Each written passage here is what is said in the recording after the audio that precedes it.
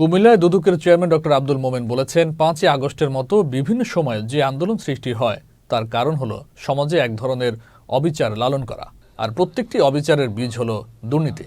আজ কুমিল্লায় দুর্নীতি দমন কমিশনের ১৭০তম গণশুনানির উদ্বোধনী অনুষ্ঠানে এ কথা বলেন তিনি। এ সময় আরও বক্তব্য রাখেন দুদকের commissioner Mia Mohammad Ali Akbar Azizi, brigadier general অবসরপ্রাপ্ত হাফিজ আহসান ফরিদ। সংকটটা সেবা গ্রহীতাকে নিয়ে না, সেবা দাতাকে নিয়ে। সেবা গ্রহীতার প্রত্যাশা থাকতেই পারে যে আমি ভালো সেবা দেব।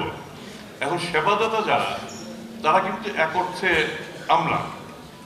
আমলাতন্ত্রের একটা বড় সংজ্ঞা হচ্ছে how not to make a decision. একটা সিদ্ধান্ত না নিয়ে কিভাবে আমি আপনাকে ঘুরাতে পারি। তাহলে আমরা যে যত বেশি ঘুরাতে পারি সে তত বেশি ক্ষমতাবান। আর ক্ষমতাটা তখনই প্রমাণিত হয় যখন আমরা এই ক্ষমতাটাকে অপব্যবহার করি।